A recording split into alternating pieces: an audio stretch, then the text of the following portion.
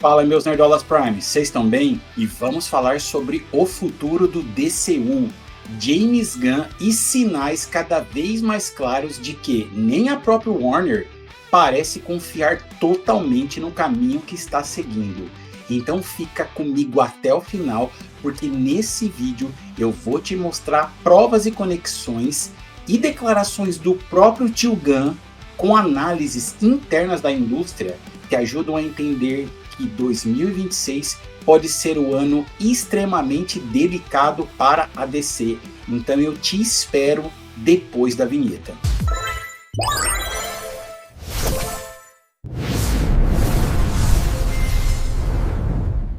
É isso aí, galera.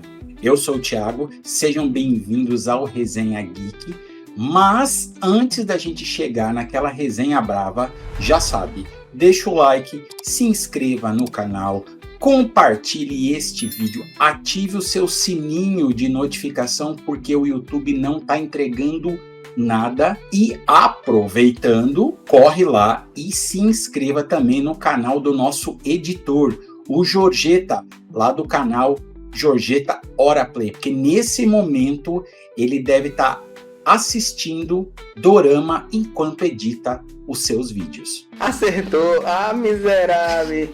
Bom, gente, o que está acontecendo? Vamos lá. Olha, o próprio Gunn voltou a questionar publicamente o futuro a longo prazo do DCU. Isso que vocês estão ouvindo, o próprio Gunn admitindo em uma nova entrevista que comandar a DC Studios enquanto dirige filmes pode não ser algo sustentável. Em uma conversa com a Variety, o Gunn reconheceu abertamente o desgaste de acumular os papéis de cineasta e chefe de estúdio, levantando novas dúvidas sobre quanto tempo ele conseguiria permanecer realisticamente nos dois cargos. É claro que tudo isso se alinha, obviamente, com a venda da Warner Bros. Discovery. O processo na qual fomos informados de que o Gunn supostamente deve deixar o posto de chefe da DC Studios. E quando questionado sobre conciliar a responsabilidade criativa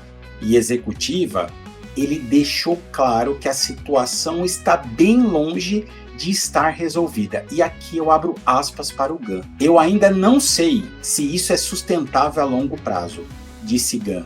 É muita coisa. Simplesmente não existem horas suficientes no dia. Fecha aspas. Algo bastante alarmante para os fãs do DCU é o fato do Gunn ter descrito a DC Studios como um experimento, o que deixa evidente que nada está completamente definido.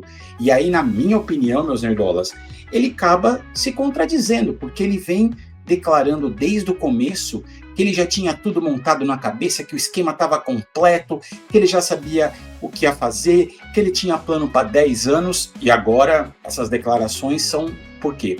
Por conta do medo da venda da Warner? Com certeza ele sabe que vai rodar. Ele sabe. Eita glória! Eita glória! Glória, glória, glória! O Gunn acrescentou que apenas após firmar parceria com o Peter Safran, o cargo que se tornou atraente, mas que a carga de trabalho continua esmagadora, algo que, segundo fontes, Gunn usaria como justificativa para realizar uma saída elegante. Vai ser do tipo assim: vou pedir a conta antes que metam o pé no meu traseiro, certo? Bom, mas o Gunn, ele é muito, mas assim, muito egocêntrico. Então, ele sempre vai falar, ele sempre vai comparar prestígio versus cultura pop. Então, olha só, de forma semelhante ao que fontes internas relataram na última Comic Con, o Gunn também minimizou qualquer ambição por prêmios, afirmando que cinema de prestígio não é o seu foco. Então, abro aspas para o Gunn. Eu não me importo com prestígio. Eu gosto de fazer cinema popular, por falta de um termo melhor. Fecha aspas. Embora tenha reconhecido que receber prêmios seria algo positivo para qualquer cineasta, né? Vamos ser sinceros, o Gunn deixou claro que o espetáculo blockbuster é o que realmente o motiva criativamente. Mas não foi o que aconteceu com o Superman, porque ele não foi um espetáculo blockbuster, certo? Vamos lembrar desse pequeno detalhe. E para piorar ainda, a própria Warner Bros. Já colocou várias bandeiras vermelhas em cima de Supergirl e o Cara de Barro para 2026. Então assim, ó, a Warner, ela tá de olho dos projetos agora, né, de 2026, comandado pelo tio Gunn, e eles já estão dentro da Warner sendo tratados com sinais de alertas assim vermelhíssimos dentro da indústria. As expectativas parecem visivelmente contidas. Ambos os filmes da DC entraram nessa lista, porque diz que tem uma lista lá, tá? Segundo um canal, né, de notícias chamado Puck News, bem popular nos Estados Unidos, sendo inclusive citada como um projeto de orçamento mais baixo. Como descreve o Matthew Belloni, esse jornalista do Puck News, o sucesso da Warner Bros. Em 2026 não será definido pelo desempenho de Supergirl ou Clayface nas bilheterias. Muito estranho isso, hein? Segundo ele, o próximo ano da Warner não será definido, então, por esses dois filmes, se eles arrecadarem entre 300 a 500 milhões de dólares. Inclusive, a Warner já está com parceria com outros diretores, outros atores, como o Emerald Fennell, como o próprio Tom Cruise, a Maggie Gyllenhaal e até mesmo, né, o Denis Villeneuve, porque vai ter a terceira parte do Duna, e eles estão assim pensando que esse pessoal vai dar mais lucro do que a DC Studios.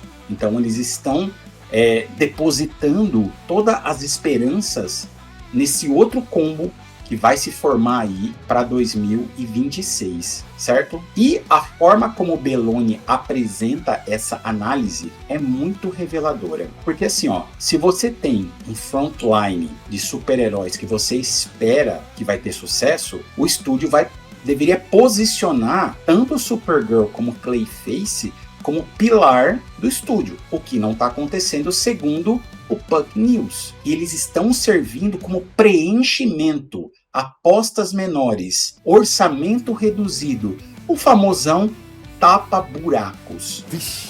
E em resumo, eles não se importam. E esse não é o tipo de discurso que um estúdio adota ao falar de filmes nos quais ele realmente acredita. Então assim, ó, se a Warner Bros. Realmente acreditasse que Supergirl seria um hit, seria um grande sucesso, ou um pilar fundamental do DCU, com certeza o filme estaria no centro da narrativa de 2026, certo? E todo esse ceticismo aí alinhado com o que envolve Supergirl inclui forte rejeição ao trailer que saiu, comentários negativos vindo de exibições testes, que é aí que mora o perigo, e aí começa sempre regravação, né? O baixo interesse internacional, principalmente do mercado que mais traria dinheiro, que é a China, e as comparações constantes com o Superman, que teve um desempenho fraco fora dos Estados Unidos, né?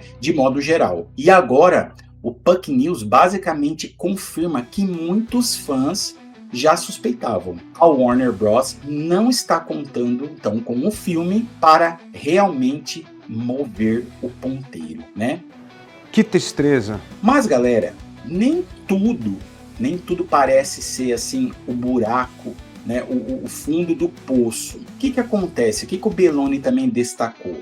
O Belloni disse que a DC, ela está recebendo, sim, um passe livre. Por que seria um passe livre? Porque depois dos fracassos recentes, em geral, dos heróis no cinema, essa régua ela estaria baixa. E aí você pega, por exemplo, o que aconteceu com a bilheteria do Capitão América, com o Thunderbolts, inclusive a maior aposta da Marvel, que era o Quarteto Fantástico, Primeiros Passos, e eles praticamente arrecadaram muito menos que o Superman. Então meio que os executivos da Warner, eles não estão assim com a régua lá em cima. A coisa tá meio assim, vamos tocar, o que vier é lucro. Mas expectativas baixas não vão resolver esse problema central, o público, especialmente o internacional, que não está respondendo bem ao DCU do Gunn da forma que responderam ao Snyderverse, e que cada vez fica mais claro que o povo quer o Snyder de volta. E o Puck cita, né, o calcanhar de Aquiles, que é o Homem de Aço do Zack Snyder. Segundo a publicação, o Superman atual ele funcionou o suficiente para agradar os fãs e permitir futuros filmes da DC, mas sua bilheteria ficou abaixo dos 670 milhões arrecadados lá em 2013 pelo Homem de Aço. Valor que hoje, se você fosse fazer uma equivalência, ele teria arrecadado 930 milhões de dólares, ou seja, muito mais do que o Superman do Gunn. E quando uma voz influente da indústria, como Puck News, já minimiza Supergirl e o Clayface com um ano quase de antecedência, isso indica algo muito mais profundo do que a simples rejeição, galera, dos fãs. Isso sugere que a Warner não acredita que esses filmes sejam fortes o suficiente para sustentar a marca ou as bilheterias. Infelizmente, né? Mas agora, meu Nerdola Prime, eu quero saber a tua opinião. O que você acha que o DCU realmente vai fazer? Onde você acha que vamos chegar com todas essas situações envolvendo o Gunn? Deixa o seu comentário aqui embaixo para que eu possa ler e que a gente possa debater. E se você gostou deste vídeo, de novo eu vou pedir para você deixar o like, se inscrever no canal, compartilhar. E quero agradecer, pois esse é o primeiro vídeo de 2026 e o Resenha Geek tá quase chegando nos 830 inscritos e a gente tá cada vez, indo em direção ao topo, e tudo isso é graças a vocês.